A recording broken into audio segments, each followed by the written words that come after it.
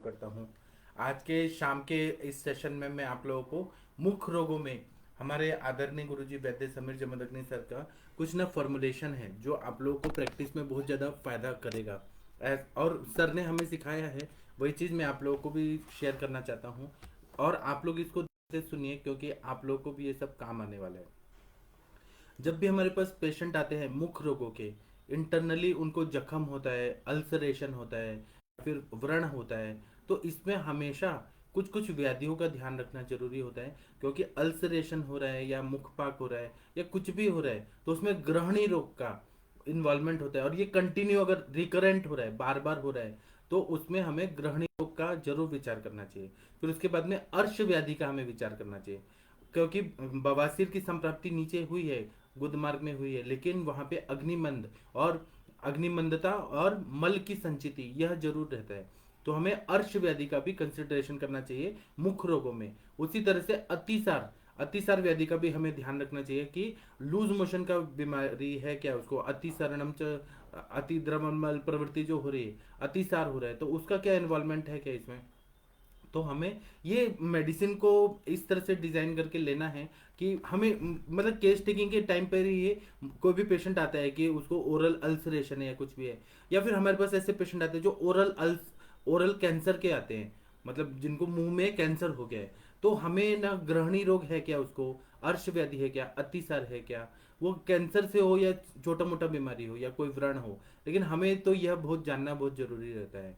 उसी तरह से अभी क्या है कि मुंह में अल्सरेशन है या मुंह में व्रण है, तो विकृत लार जो रहता है, सलाइवा जो रहता है, वो पेट में जा रहा होता है और उससे बीमारियां और ज्यादा बढ़ रही होती है। जो हाइजीन है माउथ का वह अच्छे से नहीं मेंटेन हो पाता है, या तो व्रण की वजह से, या फिर लोग तंबाकू गुटखा पान पराग और सिगरेट बीड़ी ये सब पी रहे होते हैं। तो हमें यह जरूर देखना चाहिए कि एक तो व्यसन क्या है मुख रोग होने के लिए। वो मतलब पान पराग का सेवन कर रहा है, माणिकचंद का सेवन कर रहा है, गुटखा का सेवन कर रहा है। आप लोगों ने देखा होगा कि बड़े बड़े बॉलीवुड स्टार्स हैं, वो आजकल कमला पसंद और ये क्या क्या मतलब गुटखा का प्रचार कर रहे हैं। तो इसके वजह से बहुत सारे मुख रोग हो रहे हैं, और अभ्यंतरता भी कैंसर वगैरह हो रहा है, बहुत ज्यादा बढ़ रहा है। तो हमें व्यसन देखना है, और इंटरनल बीमारियों में अर्श व्याधि है क्या, उसको अतिसार है क्या, ग्रहणी रोग है क्या, यह हमें जरूर मतलब केस टेकिंग के टाइम पे हमें पहले एनालिसिस करना चाहिए, और उसके बाद फिर हमें चिकित्सा की तरफ जाना चाहिए। बहुत सारे पेशेंट ऐसे हमारे पास आते हैं, छोटे बच्चे खासकर आते हैं, जिनको टॉन्सिलाइटिस की बीमारी रहती है। तो कफ के काल में तो टॉन्सिलाइटिस हो ही रहा है, लेकिन हमें और भी बहुत सारा कंसिडरेशन करना चाहिए कि टॉन्सिलाइटिस जो है वह क्यों हो रहा है और उसमें क्या हेतु है। तो कभी कभी क्या हो जाता है कि जो ये जीभ के ऊपर जो पड़ जीभ रहता है ना, वो कभी कभी शिथिल हो जाता है, और उसकी वजह से लूजनेस आ जाता है, दुर्बलता आ जाती है, उसकी वजह से भी रिकरेंट ये टॉन्सिलाइटिस हो जाता है। तो इसमें क्या करना है कि भल्लातक का जो बीज है आप लोग के पास अगर मिल रहा है, या पंसारी की दुकान से लेके आइए, काष्ठ औषधि की दुकान से, भल्लातक का बीज जो है ना उसको पानी में घिस के, और जो जिस तरह से चंदन घिसते हैं पानी में, उसी तरह से भल्लाता का बीज को पानी में और पत्थर में घिस के, और वो टंसिलाइटिस पे अगर लगाए, या आप क्या करिए कि एक कोई ऐसे पेन टाइप कुछ लीजिए और उसमें कॉटन डालिए, कॉटन का स्वैप डालिए, और फिर वो जो आपने भल्लाता का बीज को घिसा हुआ है ना उसको लेके और टॉन्सिल के एरिया पे लगा दीजिए। तो इससे ना टॉन्सिलाइटिस भल्लातक से बहुत अच्छा ठीक हो जाता है, क्योंकि वहां पे वात कफात्मक संप्राप्ति रहती है। तो वायु का शीत गुण बढ़ा हुआ है, कफ का भी शीत गुण बढ़ा हुआ है, तो इसलिए भल्लातक का प्रयोग हम लोग करते हैं, तो वात कफत संप्राप्ति को वो भंग कर देते हैं। तो स्थानिक वो व्याधि प्रतिनिक दवाई भी है। उसी तरह से भल्लातक का तेल मिलता होगा आप लोगों के सिटी में, तो भल्लातक सिद्ध तेल लेना है, और उसको ना ऊपर नीचे सब जगह जहाँ टॉन्सिलाइटिस हुआ है, एडोनाइटिस हुआ है, एडोनाइट ग्लैंड का इन्फ्लेमेशन हुआ है, वहां पे वो लगा दिया, या पैरोटिड ग्लैंड का भी इन्फ्लेमेशन यहाँ बाहर से हो जाता है, तो उसके लिए मैं बाद में बताऊंगा, अभी टॉन्सिलाइटिस पे बता रहे हैं। उसी तरह से हमारे सर के फॉर्मूला बुक में आप देखिए कि एक सर का फॉर्मूला बुक में एक दवाई है कवठाचे औषध, तो उसका प्रयोग करते हैं। और सुरसादी चूर्ण जो है वो वाग्भट संहिता में है, उस सुरसादी गण का सिद्ध चूर्ण जो रहता है, सुरसादी गण का वो उसमें जो जो आप लोगों को अवेलेबल है वह अभ्यंतरता दे दीजिए, तो उससे भी बहुत अच्छा टॉन्सिलाइटिस में फायदा हो जाता है। उसी तरह से सुपारी जो रहता है उसका क्वाथ बनाना है और वह पीने के लिए देना है, उससे भी टॉन्सिलाइटिस में बहुत अच्छा फायदा हो जाता है। हमारे सर जी बताते हैं, हमारे गुरु जी, और वो मैंने भी प्रैक्टिस में यूज किया है। टॉन्सिलाइटिस जब रिकरेंट हो रहा है तो उसमें त्रिभुवन कीर्ति रस और गंधक रसायन इसको मिक्स करके और सुबह शाम खाने के लिए दे दीजिए। या तो आप पाउडर फॉर्म में पूड़ी बना के दे दीजिए या एक एक गोली सुबह शाम दे दीजिए। त्रिभुवन कीर्ति रस और गंधक रसायन उससे बहुत अच्छा फायदा होता है। और या फिर गंधक द्रुति है उसको आप प्रतिसारण करिए। जहां पर भी आप लोग के पास पेशेंट ऐसे आ रहे हैं टॉन्सिलाइटिस के, तो गंधक द्रुति से भी बहुत अच्छा फायदा हो जाता है। इसी तरह से सूक्ष्म त्रिफला, आप लोगों को मालूम है सूक्ष्म त्रिफला और एकेटी, अमृता गुगुल, कैशो गुगुल, त्रिफला गुगुल, ये भी देते हैं तो बहुत ही जल्दी मतलब टॉन्सिलाइटिस में तो सूक्ष्म त्रिफला इतना बढ़िया काम करता है, इतना बढ़िया काम करता है। मतलब आपको खुद ही दिखेगा कि अगर आपके पास सूक्ष्म त्रिफला अच्छा है तो तभी बहुत अच्छा फायदा होगा। इसी तरह से कभी कभी कुछ हेतु में टॉन्सिलाइटिस का ऐसा पता चला है कि माता पिता को पहले syphilis, gonorrhoea, sexually transmitted diseases हो गए हैं और उसके वजह से बहुत ज्यादा बॉडी में हीट पैदा हो गई, क्योंकि उनको वो गोनोरिया और सिफिलिस, फिरंग रोग और उपदंश रोग हो चुके हैं और उसके वजह से बॉडी में हीट था माता पिता की बॉडी में और वही बच्चे में आके और उसको बार बार रिकरेंट टॉन्सिलाइटिस हो रहा है। तो ऐसे हमें ये भी कंसिडर करना चाहिए कि माता पिता को कौन सा बीमारी था। अब इसमें टॉन्सिलाइटिस हो रहा है तो उसको और ब्रॉड स्पेक्ट्रम में हम सोच रहे हैं तो कभी कभी कफ दुष्ट जन्य स्तन्य यह रहता है, मतलब माता का जो दूध आ रहा है वह कफ दुष्ट जन्य रहता है। मतलब माता ने बहुत ज्यादा कफ कर आहार विहार का सेवन किया है, जैसे दही खा के दिन में सो रही हैं, आइसक्रीम खा रही हैं, मिक्स फ्रूट सैलेड खा के पानी पी रही हैं, फिर उसके बाद में फ्रिज का कोल्ड ड्रिंक्स पी रही हैं जो कफ को बढ़ाने वाली चीज, अमरूद खा के पानी पी रही हैं, बनाना खा के पानी पी रही हैं, फ्रूट्स खा के पानी पी रही हैं, तो ये सब कफ। और दूसरा क्या है, बैठे रहना, पिज्जा बर्गर मैदा की चीज ज्यादा खाना, अति गुरु, अति शीत भी कफ को बढ़ाता है।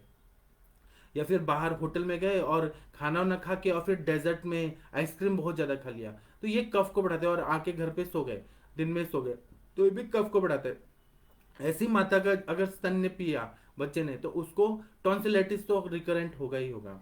उसी तरह से कभी कभी पित्तवर्धक आहार विहार किया तो उसके वजह से भी मतलब अम्ल, क्षार, लवण ऐसे आहार विहार का सेवन किया, क्रोध बहुत ज्यादा किया, चाय बहुत ज्यादा पिया, तंबाकू, गुटखा, बीड़ी ये सब ज्यादा सेवन किया, फिर बिना भूख के खाना खाया या भूख का टाइम को स्किप कर दिया, तो पित्त जब दुष्ट हो जाता है बहुत ज्यादा तो उसके वजह से भी पित्त दुष्ट वो फिर वो टॉन्सिलाइटिस करता है, इन्फ्लेमेशन करके टॉन्सिलाइटिस करता है। तो माता का दूध, बहुत सारे ऐसे पेशेंट हमारे पास है जो बोलते हैं कि सर हमारा जो दूध आता है ना वो एकदम नमकीन आता है, किसी किसी का कड़वा आता है नीम की जैसा, किसी किसी का खट्टा आता है और वो पी ही नहीं सकते, लेकिन वो बच्चों को पिलाती है और उसकी वजह से टॉन्सिलाइटिस हो जाता है। तो इसमें हमें चिकित्सा भी उसी के हिसाब से देना है कि कफ दुष्ट जन्य स्तन्य जो है उसकी चिकित्सा जो बताया है, जो मेडिसिन वह देना है। पित्त दुष्ट जन्य जो है माता को ही बोलना है कि आपके दूध का टेस्ट क्या रहा है, आप बताइए, चेक करके बताइए। तो उसके हिसाब से हम माता को जो वो देते हैं पित्त दुष्ट जन्य चिकित्सा, स्तन्य की जो चिकित्सा बताई है काश्यप संहिता में बताई है, वाग्भट में भी बताई है, वही देते हैं तो टॉन्सिलाइटिस का प्रॉब्लम सॉल्व हो जाता है। इसी तरह से अभी आप शोधनादि गण देखिए, जितने भी हमारे वाग्भट में है, चरक में है, सुश्रुत में है, तो उसमें फल श्रुति देखिए कि शोधनादि गण में कौन कौन सी व्याधियों में क्या क्या फायदा हो रहा है। उस हिसाब से जो व्याधि और आई है, स्वतंत्र व्याधि, परतंत्र व्याधि, उपद्रव स्वरूप व्याधि, व्याधि संकर के रूप में, तो उसमें से सेलेक्ट करना है कि कौन सा शोधनादि गण का द्रव्य कहाँ पे उपयोग रहेगा और उसका प्रयोग हम लोग करते हैं तो बहुत अच्छा फायदा हो जाता है। इसी तरह से टंकन क्षार जो रहता है, टंकन क्षार और मधु के साथ अगर हम लोग खिलाते हैं थोड़ा थोड़ा एक एक रत्ती की मात्रा में तो उससे भी टॉन्सिलाइटिस ठीक हो जाता है। इसी तरह से कज्जली लेते हैं, वह भी एक चुटकी कज्जली और मधु मिक्स करके चटाते हैं या प्रतिसारण करते हैं टॉन्सिलाइटिस पे तो उससे भी ठीक हो जाता है। और टंकन क्षार और जो मधु है इसका भी प्रतिसारण अगर कर दिया, मतलब वहां पे लगा दिया, कॉटन स्वैब ऐसे पेन या कुछ ऐसी चीज ले लीजिए, पूरा स्टरलाइज होना चाहिए, धोया हुआ होना चाहिए, उसको कॉटन लगा के और फिर जो टंकन क्षार और मधु है इसका मिक्स करके जो लेप है ऐसे पेस्ट टाइप है वो लगा दीजिए और खाने के लिए भी थोड़ा सा दे दीजिए, तो वह भी टॉन्सिलाइटिस में बहुत बढ़िया काम करता है। इसी तरह से कज्जली और मधु को मिक्स करके और वहां पे लगा के रखिए, उसको प्रतिसारण बोलते हैं, मुंह में अप्लाई करने को प्रतिसारण बोलते हैं। इसी तरह से गंधक द्रुति और मधु को मिक्स करके उसको लगाइए, डायरेक्ट गंधक द्रुति भी लगाइए और पेशेंट को बोलिए कि वहां थोड़ा देर रहना चाहिए, वो नहीं कि वो लगाए और पानी पी ले तुरंत, वो रहने देना चाहिए। उसी तरह से लोकनाथ रस अगर दे दिया एक एक गोली सुबह शाम, या लोकनाथ रस को मधु के साथ मिक्स करके और लगा दिया, तो इससे टॉन्सिल का आकार जो है बहुत जल्दी जल्दी कम होने लगता है।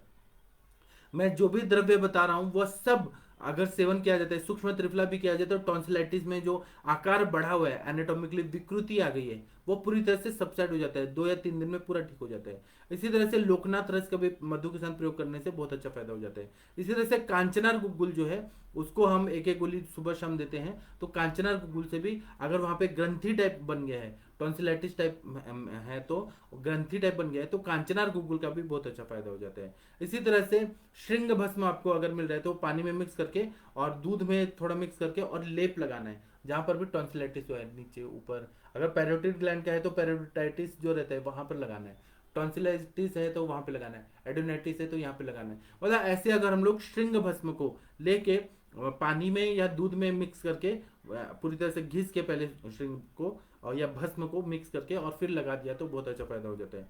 इसी तरह से स्वर भेद कषाय करके एक हमारे सर के फॉर्मूला बुक में है, वह देखिए स्वर भेद कषाय, वो भेषज रत्नावली में स्वर भेद रोगाधिकार में बताया है, उसका प्रयोग करने से टॉन्सिलाइटिस में बहुत अच्छा फायदा होता है। या फिर उसको हमें लेके और लेप लगा देना है स्वर भेद कषाय का, तो लेप से भी वो पूरी तरह से ऑब्जर्व होकर टॉन्सिलाइटिस में बहुत बढ़िया काम करता है।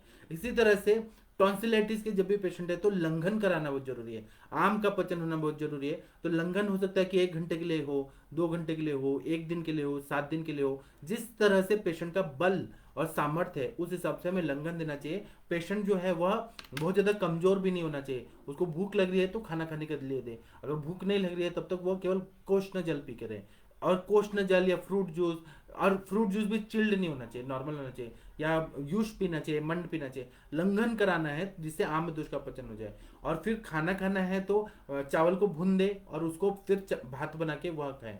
दाल बनाना है तो दाल को पहले भून दे कढ़ाई में थोड़ा सा घी डाल के, और फिर उसको धो के पूरा थोड़ा भून दे, और भुनने के बाद फिर दाल बना के खाए। जो भी खाना है पहले भून दे, फ्राई कर दिया ना घी डाल के, फिर उसका कोई भी चीज बनाए, चावल या दाल, वह हमारे लिए सुपाच्य हो जाता है, अभिसंधि नहीं होता, और टॉन्सिलाइटिस के लिए पथ्यकर आहार विहार रहता है। इसी तरह से बिहार में भी यह रहता है कि ठंडी हवा का सेवन नहीं करना है, फिर सिर ज्यादा झुका के काम नहीं करना है, नहीं तो उससे इन्फ्लेमेशन ज्यादा होता है। फिर उसके बाद में सुबह उठते उठते बहुत ज्यादा पानी नहीं पीना है, अगर वो और दूषित पानी नहीं पीना है। अभी मेरे पास एक पेशेंट है कि वो बोले कि सर आप विश्वास नहीं करेंगे, ऐसे वो बोले। मैंने कहा क्यों? वो बोले कि मैं जा रहा था, तो मैं हाईवे से अहमदनगर जा रहा था, तो एक ना मुझे बहुत प्यास लगी थी और हेलमेट भी नहीं पहना था और मुझे बहुत ज़्यादा प्यास लगी थी। तो एक ऐसे गांव साइड हाईवे जाते जाते वहाँ प्यास लगी थी तो पानी पीना था, तो मैं कहाँ उतरता और बिस्लरी वगैरह भी नहीं मिल पा रहा था। तो मैंने एक गन्ने का जो शॉप होता है गन्ने का जूस पीने का, वहाँ गया, तो वो ना बहुत दिनों से पुराना बंद था और उसने धोया भी नहीं था और मक्खियाँ भी लग रही थी, और उसने शुगर केन जूस दिया। वो पीते ही मेरे को पूरा टॉन्सिलाइटिस 2-3 घंटे में ही हो गया, और मुझे इतना एंटीबायोटिक्स मैंने खाया लेकिन वो ठीक ही नहीं हो रहा है। तो आप कुछ दवाई दीजिए, क्योंकि उन्होंने 4th जनरेशन का जो ये जो रहता है टेट्रासाइक्लिन, डॉक्सीसाइक्लिन, ये सब दिया था, एजिथ्रोमाइसिन, ये सब देने के बाद हीट बढ़ रहा था लेकिन वो ठीक नहीं हो पा रहा था, मतलब उसके बॉडी को एंटीबायोटिक सूट नहीं कर रहा था। तो वो बहुत ज़्यादा ना मतलब तकलीफ में था। तो वो मेरे पास आया, तो मैंने उनको कहा कि आप कभी भी गन्ने का रस जो है वह ऐसे जगह पे ना पीजिए जो सुनसान जगह पे है, मतलब जहाँ पे लोग आके नहीं पी रहे हैं, नहीं तो वो इन्फेक्टेड रहते हैं, वहाँ मक्खियाँ रहती हैं मीठा मीठा की वजह से, तो वहाँ पे जंतु भी रहते हैं, माइक्रो ऑर्गेनिज्म भी चिपक जाते हैं। और वो वाला आप दूषित शुगर केन जूस पहला जो पीस के बना है वो आप पियेंगे तो आपको बीमारी हो गई। या फिर यहाँ पे पुणे में कैसा है कि रोड साइड ना लकड़ी वाला वो रहता है पीसने वाला गन्ने का रस, तो वो भी धोया हुआ नहीं रहता है, वो जो लोग चलाते हैं ना वो भी नहाते होते हैं कि नहीं पता नहीं, तो वो अनहाइजीन। और रोड पे हाईवे के साइड में लगा के वो लोग करते हैं, हाईवे के साइड में जो पेड़ होता है, पेड़ के नीचे वो लोग रुके रहते हैं और वो ऐसे ग्लास ऐसे करके और देते हैं, ग्लास भी नहीं धोते, इतना घिन आता है। कभी भी आप देखिएगा वो केवल ऐसे पानी रहता है, बाल्टी रहता है, और वो ग्लास लेते हैं, ऐसे उंगली से 4 ग्लास लेते हैं, पानी में ऐसे डुबकाते हैं, फिर उल्टा करके रख देते हैं। मतलब इतना घिन आता है ना, वो ग्लास भी अच्छे से क्लीन नहीं होता है, और वो लोग पी रहे हैं, तो फिर टॉन्सिलाइटिस वगैरह नहीं होगा क्या? एक दूसरे का जूठा और फिर इतना दूषित शुगर केन जूस पी रहे हैं। मतलब अगर आप लोगों को लगता है तो पीजिए, मुझे कुछ नहीं है, लेकिन वह सबसे बीमारी करने वाला होता है। जिसको पसंद है कि वो सब गंदा पीना है तो वो गंदा ही पिएगा। मैं बस एक डॉक्टर के हिसाब से बता रहा हूँ कि दूषित शुगर केन जूस नहीं पीना चाहिए। या फ्रूट स्टॉल में भी आप लोग जाते हैं, मैंने मुंबई में बहुत सारे लोग ऐसे देखे हैं जो ना एक ही जूस को ना बार बार ऐसे चलाते रहते हैं, मतलब उनके पास ऐसा मशीन रहता है जो चलते रहता है, घूमते रहता है, और वो 3 3 महीने पुराना फ्रूट जूस रहता है। भले वो ठंडा करके रखते हैं, लेकिन वो सब पीने से ना टॉन्सिलाइटिस तो हो ही जाता है। और जो लोग ना सेंसिटिव होते हैं उनको तो टॉन्सिलाइटिस हो ही जाता है। तो संक्षेपता क्रिया है को निदान परिवर्जनम, सबसे बड़ा क्रिया योग क्या रहता है कि निदान का परिवर्जन करना है। हम दवाई देंगे पेशेंट को, लेकिन पेशेंट ने वो चीज नहीं बंद किया तो वो व्याधि ठीक ही नहीं होगा। मतलब हम एक तरफ से दवाई दे रहे हैं, एक तरफ से वो अपथ्य कर रहे हैं, तो वो बीमारी और ज्यादा बढ़ जाती है। फिर वो लोग बोलते हैं कि आयुर्वेद से फायदा नहीं, और ना अपयश मिलता है, बोलते हैं हमने इतना पैसा दिया तब भी ठीक नहीं हो पा रहा है। तो इसीलिए हमें संशय, और जो पेशेंट जो है भिषक वैश्य हो, आड्य रोगी भिषक वैश्य हो, ज्ञापको सतवान अपी, भिषक वैश्य होना चाहिए, डॉक्टर के ऑर्डर्स को, इंस्ट्रक्शन को फॉलो करने वाला होना चाहिए। जो लोग करेगा जो लोग फॉलो करते हैं उनको ही हमें चिकित्सा देना है, जो लोग फॉलो नहीं करते हैं उनकी चिकित्सा बिल्कुल भी नहीं करना है। तो इसी तरह से जिनको टॉन्सिलाइटिस है उनको हम नस से देते हैं, शिरोविरेचन वाले बोलते हैं वचा तेल, षडबिंदु तेल, अणु तेल, इन सब का जब हम नस से देते हैं तो वह भी टॉन्सिलाइटिस में बहुत बढ़िया काम करता है। इसी तरह से रिकरेंट टॉन्सिलाइटिस बार बार हो रहा है तो वमन कराना चाहिए, वमन कराने से कफ निकल जाता है, पेशेंट को अच्छा लगता है। इस तरह से विरेचन कराना चाहिए। फिर हमारे धूमपान विधि अध्याय देखिए, अष्टांग हृदय में, अष्टांग संग्रह में, और अपने चरक संहिता में भी बताए, तो धूमपान के बहुत सारे द्रव्य बताएं। उसका अगर धूमपान करे, धूम्रपान नहीं, सिगरेट और बीड़ी और ये सब नहीं पीना है, सिगार नहीं पीना है, गुड़गुड़ी नहीं पीना है। हमें क्या पीना है, तो हमें धूमपान मतलब मेडिकेटेड जो धुआं रहता है उसका सेवन कराना है। तो उस वो एक तरह से एंटीबायोटिक रहता है, वो टॉन्सिलाइटिस में बहुत बढ़िया काम करता है। इसी तरह से मेडिकेटेड दवाइयों का कवल धारण करना या गंडूश धारण करना। जैसे कि हमारे पास पेशेंट आ रहे हैं तो एकदम बहुत ज्यादा हाई पावर का महाविष गर्भ तेल दे दिया, आप बोले कि गंडूश करो, वो तो जहर होता है। महाविष गर्भ तेल बिल्कुल भी नहीं देना है गंडूश करने के लिए या कवल धारण करने के लिए, बिल्कुल भी नहीं देना है, नहीं तो उससे और तकलीफ हो जाएगा। कवल धारण करना है या गंडूश करना है तो तिल तेल अच्छा है, चंदन का तेल अच्छा है, मतलब त्रिफलादी तेल बहुत बढ़िया है, या फिर अपना हल्दी वाला तेल। ऐसी द्रव्य देखिए जो एंटीबायोटिक है हमारा, जैसे हल्दी है, चंदन है, आम्र हरिद्रा है, दारू हरिद्रा है, अनंता है, सारिवा है। ऐसे जो द्रव्य रहते हैं जो हमारे लिए अच्छे काम करते हैं, एंटीबायोटिक की तरह विषग्न भी रहते हैं, तो ऐसे द्रव्यों से सिद्ध तेल का करंज तेल हो गया, नीम तेल हो गया, विड़ंगादि तेल हो गया, इसका अगर कवल धारण करे या गंडूश धारण करे तो इससे भी टॉन्सिलाइटिस में बहुत बढ़िया काम करता है। इसी तरह से इंटरनल दवाई अगर हमें देना है टॉन्सिलाइटिस में तो गंधक रसायन का प्रयोग करें और त्रिफला गुग्गुल का प्रयोग करें। गंधक रसायन मैंने बताया पहले ही कि त्रिभुवन कीर्ति रस और गंधक रसायन बहुत अच्छा काम करता है। एकेटी और सूक्ष्म त्रिफला अच्छा काम करता है, आप लोग करेंगे तब इन्हें पता चलेगा। इसी तरह से एक उपकुश नाम की व्याधि रहती है, जो गम्स जो रहते हैं वो दरार पड़ जाता है, कट जाता है, छिल जाता है, और उसको हम उपकुश बोलते हैं। तो उसका ऐसे पेशेंट हमारे पास आते हैं कि डॉक्टर साहब हमारा बार बार ना गम्स में ब्लीडिंग हो रहा है या गम्स में चीरा पड़ जा रहा है, कट जा रहा है, छिल जा रहा है, अल्सरेशन हो जा रहा है। तो इसमें हमें जरूर ये देखना चाहिए कि पेशेंट को क्रॉनिक कॉन्स्टिपेशन का तकलीफ है क्या। अगर है तो पहले उसको पेट साफ कराइए, अपने आप ये प्रॉब्लम ठीक हो जाएगा। इसी तरह से अति जागरण करना, रात भर सोते नहीं है, एक दिन हो गया, 2 दिन हो गया, कंटिन्यू मोबाइल पे लगे रहते हैं, इंस्टाग्राम में लगे रहते हैं, व्हाट्सएप पे लगे रहते हैं, और बहुत कम सोते हैं, अति जागरण ज्यादा कर रहे हैं, तो उनको ये ड्राइनेस बढ़ के ये सब प्रॉब्लम हो जाता है। इसी तरह से जो दारू पीते हैं, मद्यपान करते हैं बहुत ज्यादा, अति मात्रा में मद्यपान करने वालों को भी ये मसूड़े हैं वह चीरा पड़ के खून आने लगता है, बहुत ज्यादा स्वेलिंग हो जाता है। इसी तरह से जो लोग सिगरेट पीते हैं, जो बहुत ज्यादा सिगरेट पीते हैं उनको भी या उपकुश नाम की व्याधि हो जाती है। इसी तरह से जो लोग बहुत ज्यादा तीखा खाते हैं, बहुत ज्यादा खट्टा चीज खाते हैं, उनको भी उपकुश नाम की व्याधि हो जाती है। जो लोग अध्यशन करते हैं, टाइम पे खाना नहीं खाते, टाइम का जो टाइम है भूख का वह स्किप कर देते हैं और कभी भी खाते हैं और खाने के बाद फिर से अजीर्णाशन करते हैं, तो अध्यशन करने वालों को ये जो प्रॉब्लम है उपकुश नाम की व्याधि वह जरूर होती है। या रक्त में दुष्टि हो गई, रक्त को दुष्ट करने वाले आहार विहार का सेवन कर देते हैं तो उसके वजह से भी उपकुश नाम की व्याधि हो जाती है। इसी तरह से मांसाहार का सेवन कर रहे हैं, नॉनवेज बहुत ज्यादा स्पाइसी खा रहे हैं, बहुत ज्यादा स्पाइसी खा रहे हैं, जो लोग अंडे का भी अंडा भुर्जी वगैरह खा रहे हैं, ऑमलेट खा रहे हैं, लेकिन वो बहुत ज्यादा स्पाइसी है, तो वह भी गुरु पदार्थ भी है, और स्पाइसी होने से और ज्यादा वो पित्त का प्रकोप करेगी और इन्फ्लेमेशन करेगी। तो जिसके लिए साथ में नहीं है उनको तो सेवन नहीं करना चाहिए। जो लोग मछली का सेवन करते हैं वो भी बहुत ज़्यादा मसाला वसाला डाल के तेल में डीप फ्राइड करके मछली का सेवन करते हैं, उनको भी उपकुश नाम का व्याधि हो जाता है, जिसमें गम्स में कट जाता है, छिल जाता है और हर समय ना पस आते रहता है, जिसको हम जिंजीवाइटिस बोलते हैं, जिंजीवाइटिस वह हो जाता है। तो या फिर पायरिया जो रहता है, मतलब मसूड़ों से पस आने लगना, पायरिया जो रहता है वो बहुत डेंजरस रहता है। तो ऐसे कंडीशन में हमें क्या करना है कि अगर हमें फ्रूट जूस भी देना है तो थोड़ा स्निग्ध जो फ्रूट जूस है उसका सेवन करना है, थोड़ा सा हल्का सा गर्म करा के देना है। इसी तरह और इसका महत्व है, इसी तरह से जो नारियल का जो दूध रहता है, नारियल का जो अंदर का पानी रहता है वो ज़्यादा से ज़्यादा देंगे, कोकोनट वाटर, उससे फायदा हो जाता है। इसी तरह से जो तुरटी होता है, गैरिक होता है, धावन, उनका धावन करना है, मतलब मुंह में डाल के और वो प्रतिसारण करना है या लगा देना है, कवल धारण करना है या मुंह में कुल्ला करके फेंक देना है।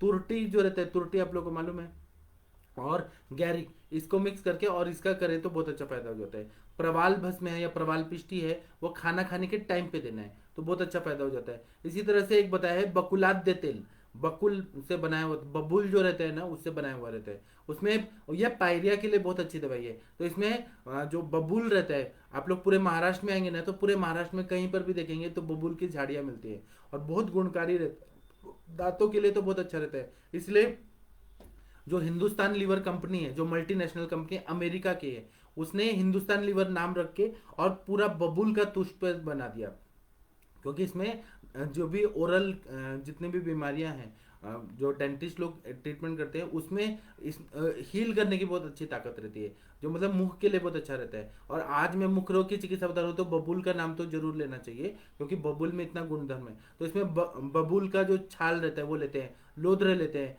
अस्थि श्रृंखला नाम की वनस्पति लेते हैं, आरकवत लेते हैं, फिर उसके बाद में बबूल लेते हैं, फिर खदीर लेते हैं, फिर उसके बाद में शाल नाम या ये जो राल रहता है, गोंद रहता है वह ले लेते हैं, इन सब, या सर्जरस जिसको बोलते हैं, सर्जरस ले लेते हैं और इसको मिक्स करके और फिर वहां लगा देते हैं। तो जहां पर भी पाइरिया हुआ है, मतलब पस फॉर्मेशन हो रहा है या जिंजिवाइटिस हो गया है, तो उसमें प्रतिसारण कराइए, कवल धारण कराइए, गंडूज धारण कराइए, बहुत बढ़िया काम करता है। इसी तरह से हमारे पास पेशेंट आते हैं जो उनको टेस्ट नहीं आ रहा होता है, तो उसमें लार बदलने वाला कुछ दवाई देना चाहिए, मतलब लार का टेस्ट चेंज हो जाए। तो इसमें खदीर है, दारू हरिद्रा है, गुडूची है, नीम है, इनका काढ़ा पीने के लिए सुबह शाम देना चाहिए। मैं फिर से बताता हूँ, खदीर है, दारू हरिद्रा है, गुडूची है, नीम है, इसका काढ़ा गंडूश के लिए, कवल धारण करने के लिए, पीने के लिए, प्रतिसारण करने के लिए, कुल्ला करने के लिए, मुख धावन करने के लिए इसका प्रयोग करने से बहुत अच्छा फायदा हो जाता है।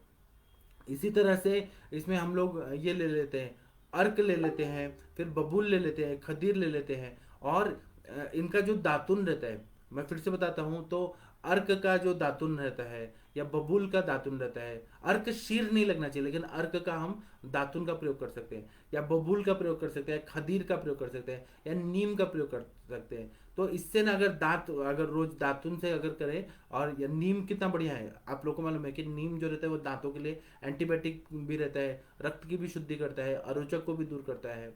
तो इसका बताया अपने ग्रंथों में, दिनचर्या अध्याय में बताया है कि दंत धावन कौन कौन से वृक्षों से करे, खदीर का भी बहुत ज्यादा उल्लेख है। तो इन सब से दंत धावन करने से फिर क्या होता है कि जो लार होता है अपना टेस्ट वो चेंज हो जाता है और पेशेंट को अरुचि से आराम पड़ जाता है। इसी तरह से अगर बहुत ज्यादा दंत शूल हो रहा है, तो दंत शूल हो रहा है तो इसमें हो सकता है कि वो सड़ गया है, कट गया है, या फिर वह पस फॉर्मेशन हो गया है। तो उसमें क्या करना है कि गुड़ को गर्म करके अग्नि कर्म करें तो वो बहुत बढ़िया काम करता है। उसी तरह से उड़द का जो तेल होता है और कपूर जो रहता है उसको लेके और दांत को लगाना है तो वो बहुत अच्छा काम करता है। जिनको दंत शूल हो रहा है, या लवंग का जो तेल होता है उसको रुई का फाहा में डिप करके और लगा दीजिए, तो उससे ना लवंग का जो तेल होता है उससे दंत शूल में बहुत अच्छा काम करता है। इसी तरह से बाहर की तरफ क्या करना है कि उड़द का आटा लेना है और आंबे हलद जो रहता है, आम्र हरिद्रा लेना है और इसका पोल्टिस बनाना है और उपनाह श्वेत की तरह सेक देना है। मैं फिर से बताता हूँ, उड़द का आटा और आम्र हल्दी इसको भून के और कपड़े में डाल के और इसको ऐसे पोटली की तरह बना के और फिर वहां पे सेक लेना है, तो इससे दंत शूल में बहुत अच्छा फायदा हो जाता है। इसी तरह से अगर दंतशूल है, बहुत ज्यादा दंतशूल है, और अपना जो ये मसूड़ों का जो ब्लड है बहुत ज्यादा पतला हो गया है, उसको अच्छा करना है तो का प्रयोग, प्रवाल पिष्टी, प्रवाल पंचामृत, प्रवाल भस्म, इन सब का प्रयोग करने से बहुत अच्छा फायदा हो जाता है। कभी कभी ऐसे रहता है कि जो गम्स रहते हैं बहुत ज्यादा ऐसे थिक हो जाते हैं बहुत ज्यादा, और उसी तरह से काला या नीला पड़ने लगते हैं। तो हमें क्या करना है कि जो कागदी नींबू रहता है उसको कोष्ण जल में मिक्स करके और वह पीने के लिए देना चाहिए, तो वो जो मसूड़ का प्रॉब्लम है वो सॉल्व हो जाता है। इसी तरह से खदीर आदि तेल है उसका गंडूज धारण करना है, खदीर आदि गुटी है उसका प्रयोग करना है, और पाठादि तेल है उसका प्रयोग करने से जो मसूड़े जो है वो सूज गए हैं बहुत ज़्यादा, और काला पड़ गया है, नीला पड़ गया है, उसमें बहुत बढ़िया काम करता है। इसी तरह से हमारे पास पेशेंट आते हैं जिनको मुंह में छाले पड़ जाते हैं, ओरल अल्सर होता है बहुत ज़्यादा, तो इसमें क्या करना है हमें, गुटखा खा रहे हैं क्या वो देखना है, संग्रहणी नाम का आईबीएस है क्या, इरिटेबल बॉल सिंड्रोम, संग्रहणी, क्रॉनिक भ्रूण मोर द्रव मल प्रवृत्ति हो रही है क्या, पेट का कुछ तकलीफ है क्या, प्रवाहिका है क्या, अल्सरेटिव कोलाइटिस या क्रॉन्स डिजीज है, प्रवाहिका है क्या, रक्त दुष्टि है क्या, या मलावष्टम है क्या, यह देखना है। अगर मलावष्टम है, कॉन्स्टिपेशन है, तो मुंह में छाले जरूर पड़ जाते हैं, तो ये सारा चीज देखना चाहिए। मैं फिर से बताता हूँ, गुटखा, पान पराग, बीड़ी, सिगरेट ये पी रहे हैं क्या, यह संग्रहणी है क्या, प्रवाहिका है क्या, रक्त दुष्टि है क्या, कॉन्स्टिपेशन है क्या, मलावष्टम है क्या, यह हमें देखना चाहिए। और इसमें हमें क्या करना है कि हमारे सर के फॉर्मूला बुक में एक लार का औषध बताया है, लाड़ेचा औषध, उसका प्रयोग करने से बहुत अच्छा फायदा होता है। इसी तरह से मोरचूत लेना है, सस्यक जो रहता है वो एक चुटकी लेना है, और पका हुआ केला लेना है, इसको स्मैश कर देना है और मुंह में धीरे धीरे लगा देना है सब जगह, तो इससे ना लार होता है वो शुद्ध हो जाता है, और जो मुंह में छाले पड़े हैं वह भी हील हो जाता है। फिर से मैं बताता हूँ, सस्यक लेना है, एक चुटकी लेना है, पका हुआ केला लेना है, इसको एकत्र मिक्स करके, और जहां पर भी अल्सरेशन हुआ है, मुंह में छाले पड़े हैं वहां पे लगा देना है, लगा के रखना है, उससे ठीक हो जाता है। और नहीं तो मुंह में छाले पड़े हैं तो सूक्ष्म त्रिफला का सेवन करें, अमृता गुगुल, कैशोगुल, त्रिफला गुगुल का सेवन करें, या त्रिफला का चूर्ण है मधु के साथ मिक्स करके लगा दें, तो मुंह में जो छाले हैं वो ठीक हो जाता है। इसी तरह से मुंह में छाले आ गए तो बहुत सारी चीज है कि आंवला और दूध इसको मिक्स करके और इसका लेप लगा देना है, इसका गंडूश धारण करना है, और जो पित्त संप्राप्ति है उसमें आंवला और दूध इसका मिक्स करके अगर प्रयोग करते हैं तो बहुत बढ़िया काम कर देता है। अगर तब भी अगर मुंह में छाले पड़ रहे हैं तो हमें ये देखना चाहिए कि कोई पैथोलॉजी है क्या, कोई और बड़ी बीमारी है क्या। अगर जीभ में ऐसा लगता है कि जीभ पूरा सफेद हो गया है बहुत ज्यादा, और ऐसा लगता है कि जैसे फंगस लग गया जीभ में, इतना सफेद हो गया है, तो उसमें छोटे छोटे व्रण होते हैं, तो व्रण शोधक क्वाथ लेके, जैसे कि हल्दी हो गया, दारू हल्दी हो गया, त्रिफला हो गया, ऐसे जो व्रण शोधक, व्रण का शुद्ध करने वाले जो द्रव्य है उसका कवल धारण करना है या गंडूज धारण करना है, बहुत अच्छा फायदा हो जाता है। कभी कभी जीभ जो रहती है बहुत ज्यादा भड़कदार रेड दिखाई देती है, तो उसमें भी जख्म रहता है, या कभी कभी क्रैक हो जाता है बहुत ज्यादा जीभ में, तो उसमें व्रण रोपक तेल या व्रण रोपक तेल का हम लोग गंडूज धारण करें या कवल धारण करके थूक दे, या फिर काढ़ा का प्रयोग करें और उसको कवल धारण करके मुख धावन करें, बहुत अच्छा फायदा होता है। इसी तरह से शतपत्रादि चूर्ण है, इसको इंटरनली लेना है। शतपत्रादि मतलब शतावरी, शतावरी का जो चूर्ण रहता है वो सुबह शाम अगर लेते हैं तो वह अम्ल पित्त में बहुत अच्छा काम करता है और ओरल अल्सरेशन में ठीक हो जाता है, या जीभ एकदम रेड पड़ गया है तो उसमें भी बहुत बढ़िया काम करता है। इसी तरह से एक हमारे सर के फॉर्मूला बुक में चव्यादि चूर्ण है, उसका प्रयोग एक एक चम्मच करते हैं तो बहुत अच्छा फायदा हो जाता है। इसी तरह से अगर कफत संप्राप्ति है और जीभ जो है वो विकृत होकर दिख रहा है और कफ जैसा लग रहा है, कफ का कोटिंग जैसा दिख रहा है, तो उसमें टंकन क्षार और मधु का सेवन कराते हैं तो वह कफत संप्राप्ति में बहुत बढ़िया काम करता है। इसी तरह से मैं आप लोगों को और नेक्स्ट लेक्चर में बताऊंगा, क्योंकि टाइम हो गया है, ये बताने में तो बहुत ज़्यादा टाइम लगेगा। हमारे सर का ये फॉर्मूला बुक है, इससे मैं आप लोगों को पढ़ा रहा था, टाइम का भी हमें देखना पड़ता है, सब कुछ मैनेज करना पड़ता है। आप लोग भारत के सर्वश्रेष्ठ चिकित्सक हैं, मैं आपके सामने ये चीज़ फिर से लेके आऊँगा, आगे का हम लोग और पढ़ेंगे। अभी मैं आप लोग के जो भी प्रश्न है उसका उत्तर दे देना चाहता हूँ, क्योंकि आप लोग भारत के श्रेष्ठ चिकित्सक हैं और मुझे सबसे अच्छे लगते हैं। डॉक्टर अनिल कुमार यादव जी नमस्ते, प्रणाम आपको। डॉक्टर कैलाश चावला जी नमस्ते, प्रणाम आपको। आप लोग लिखते रहिए जो भी आप लोग के डाउट्स है। डॉक्टर सत्यभान नायक जी नमस्ते, प्रणाम आपको। मुझे ना आप लोग बहुत अच्छे लगते हैं। डॉक्टर रितिका बाली मैम नमस्ते, प्रणाम आपको। वैद्य आरती शर्मा जी नमस्ते, प्रणाम आपको। डॉक्टर सविता मैम नमस्ते, प्रणाम आपको। डॉक्टर विनय मित्तल जी नमस्ते, प्रणाम आपको। आप लोग तो इतने अच्छे अच्छे पेशेंट देखते हैं। डॉक्टर सोनम जी नमस्ते, प्रणाम आपको। डॉक्टर श्रेया जी बोल रहे हैं काफ क्रैम्प्स में क्या आयुर्वेद चिकित्सा करें। काफ मसल्स में क्रैम्प्स आ रहे हैं ना, इसको हम लोग आयुर्वेद में डॉक्टर श्रेया जी हम लोग इसको क्या बोलते हैं, इस आप महाराष्ट्रियन है ऐसा लग रहा है, इसको ना हम लोग पिंडकोद्वेष्टन बोलते हैं। तो पिंडकोद्वेष्टन मांसगत वायु वायु जो रहता है वो मांस में चला जाता है, इसलिए क्रैम्प्स आते हैं काफ में या पूरे बॉडी में कहीं पर भी। तो इसमें हमें कॉन्स्टिपेशन है कि नहीं, अपान वायु रोका है क्या, वह देखना चाहिए। और कॉन्स्टिपेशन अगर रहा तो काफ क्रैम्प्स जरूर आते हैं बार बार। तो इसमें हमें बस्ती चिकित्सा, वायु का अनुलोमन करने वाली चिकित्सा, मांस धातु पे काम करने वाली चिकित्सा, अभ्यंग करना, ये डेली करना चाहिए। वायु को जीतना है हमें, वायु को प्राकृत अवस्था में लाके प्रतिलोमित करना है, अनुलोमित सॉरी प्रतिलोमित तो हो गया है, अनुलोमित करना है।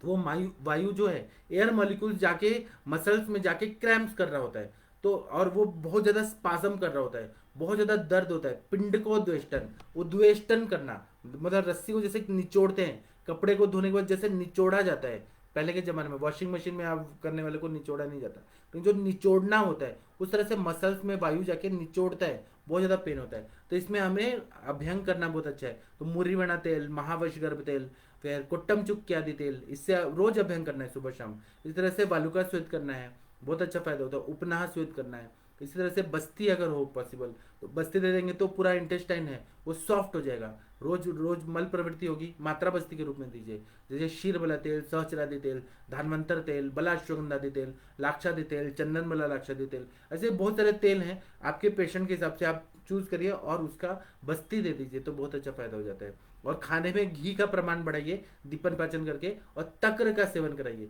तो इससे क्या होगा कि पेट रोज का रोज साफ हो जाएगा। और पेशेंट को बोले रोज वॉकिंग करो। और जब भी सोते हैं ना तो ये हमेशा याद रखें कि एसी जो है वो बहुत ज़्यादा वातावरण को ठंडा ना कर दे।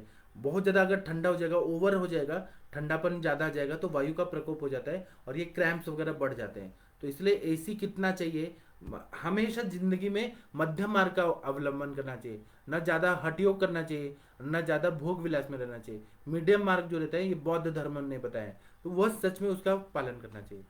डॉक्टर वर्षा पटेल जी नमस्ते प्रणाम आपको। डॉक्टर विकास जी नमस्ते प्रणाम आपको। ब्लैकिश गम में क्या दें सर, सविता जी बोल रहे हैं ब्लैकिश गम के लिए मैंने बता दिया। तब भी मैं इसमें ब्लैकिश गम है ना तो हमें क्या करना है, प्रतिसारण करना है। तो इसमें हमें क्या करना है कि वर्णगन है, वर्णगन में तो हल्दी है, दारू हल्दी है, अम्र हल्दी है, त्रिफला है, ये सब लेना है। वर्ण हमें चेंज करना है ना गम्स का भी, तो इसको मधु में मिक्स करके और रोज लगा के रखना है तो ब्लैकिश गम से वो ठीक हो जाता है। और इंटरनली भी वर्णगन का सेवन करना है। महामंजिष्टादि क्वाथ है, गंधक रसायन है, आरोग्य वर्धनी वटी है, यह जो कुष्ठ की चिकित्सा है वैसे ही यहाँ पर गम्स के लिए भी चिकित्सा करना है। चंद्र प्रभावटी गम्स में बहुत अच्छा काम करती है, गम्स के कोई जिंजिवाइटिस वगैरह में, पायरिया में, तो उसका प्रयोग करना है, बहुत अच्छा फायदा होता है। डॉक्टर लक्ष्मी जी नमस्ते प्रणाम आपको। डॉक्टर लक्ष्मी जी बोल रही हैं कि 10 ईयर की गर्ल है, उसको 2 मंथ नोज से ब्लीडिंग कभी कभी होती है, हेतु तो कुछ उसने नहीं बताया। वो नहीं बताएगी, 2 साल की बच्ची कैसे बताएगी। आप क्या करिए, जब भी उसको होता है तो नस से देने को बोलिए, एक एक ड्रॉप बर्फ का पानी फ्रिज में रहता है, बर्फ का नाक में एक एक ड्रॉप डालना है। और दूसरा आप वासा कल्प चलाइए, दुर्वा कल्प चलाइए, उशिरासव चलाइए, वासा वलय चलाइए, रक्तपित्त कुलकंडन रस दीजिए। और नाक से अगर हो रहा है तो एक विरेचन करा दीजिए, आप मनुका खिला दीजिए, अच्छे से पेट साफ हो जाएगा। त्रिवित लेम खिला दीजिए, अभ्याधि मोदक, कैसे भी विरेचन होना चाहिए। कैस्टर ऑयल पिला दीजिए या त्रिफला गुगुल दे दीजिए, तो उससे विरेचन हो जाएगा, तो जो रक्त पित्त है उसकी संप्राप्ति ठीक हो जाएगी। दूसरा उसको कामदुधार रस, प्रवाल पिष्टि, प्रवाल भस्म, शंख भस्म, सुशेखर रस, ये सब से दे सकते हैं जो आपको ड्रग ऑफ चॉइस है। या मधुर तिक्त कषाय रसात्मक द्रव्य जो है, जैसे कि शतावरी है, पित्त शामक है, सारिवा है, वह पित्त शामक है, ऐसे मधुर तिक्त कषाय रसात्मक द्रव्यों का प्रयोग करिए। तो ये, या फिर आप रस पाचक, रक्त पाचक जो है उसका सेवन कराएंगे, उससे भी ब्लीडिंग जो है वो बंद हो जाता है। तो मेन तो सबसे अच्छा वासा रहता है, वासा का आप कल्प लीजिए या गोली आता है या कैप्सूल में भर के उसका प्रयोग करिए। डॉक्टर प्रियंका जी बोलिए तुरटी क्या है। तुरटी जो रहता है ना, कांक्षी, एलम, फिटकिरी होती है, उसको तुरटी बोलते हैं, उसका प्रयोग करना है। ठीक है। डॉक्टर श्रेया जी बोले तुरटी मीन्स एलम। हाँ देखिए श्रेया जी, आप महाराष्ट्र के हैं, अब तो फिक्स पता चल गया, आप महाराष्ट्रियन हैं। तुरटी मराठी में बोलते हैं और इसको एलम बोलते हैं। फिटकरी जो रहता है कांक्षी, उसको तुरटी बोलते हैं। ठीक है। डॉक्टर प्रियंका राजपूत जी नमस्ते प्रणाम आपको। डॉक्टर प्रियंका जी, आप तो इतनी अच्छी डॉक्टर हैं, इतनी अच्छी डॉक्टर हैं ना, आपके बारे में सब लोग बोलते हैं कि प्रियंका मैम ने हमारे पेशेंट, हमारे इनको ठीक कर दिया। Proud of you Priyanka ma'am, आप ऐसे ही तरक्की करते रहिए, हम सबकी शुभकामनाएं आपके साथ है।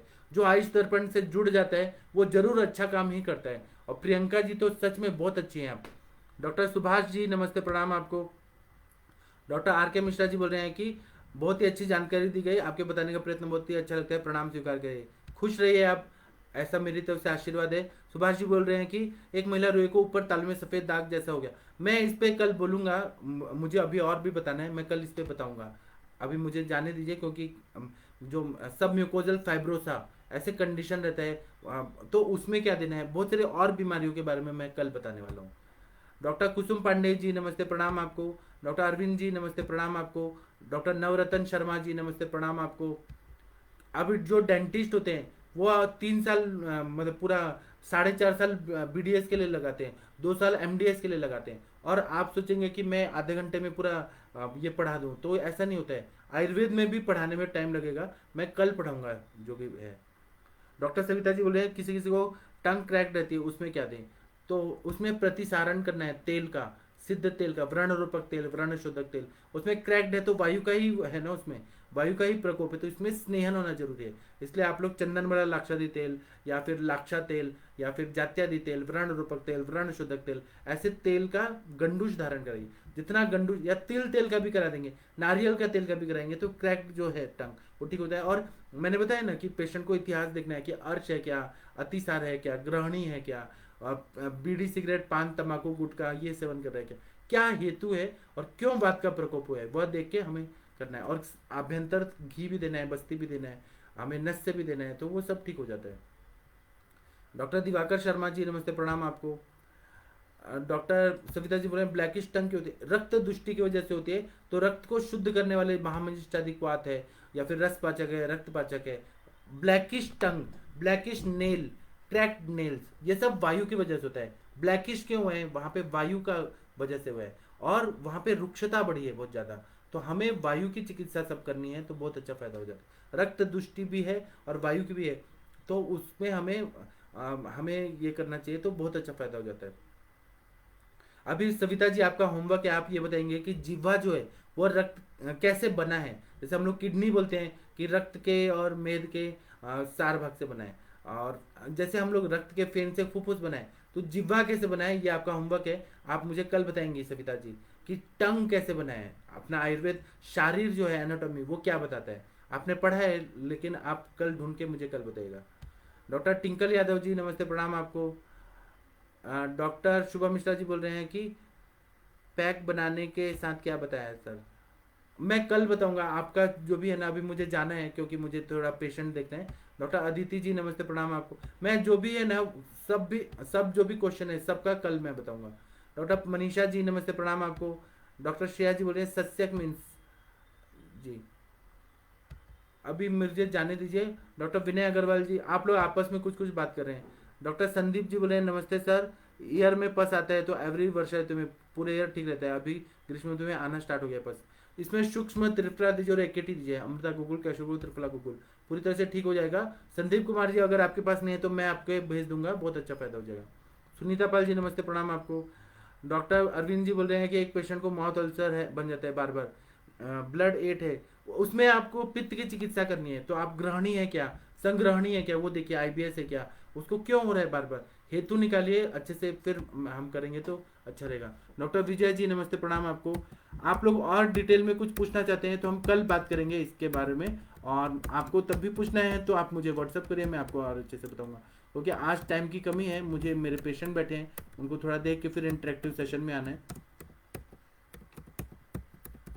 देखिए मैं अपना नंबर दे दिया हूँ, जिसको जो भी प्रश्न है वो मुझे यहाँ पे भेज सकते हैं। मैं 10 मिनट के लिए जा रहा हूँ, 8:15 फिर मिलेंगे। प्रणाम सभी लोगों को, कोटि कोटि प्रणाम। प्रमोद मिश्रा जी राम राम, सीताराम, जय सिया राम, प्रणाम आपको।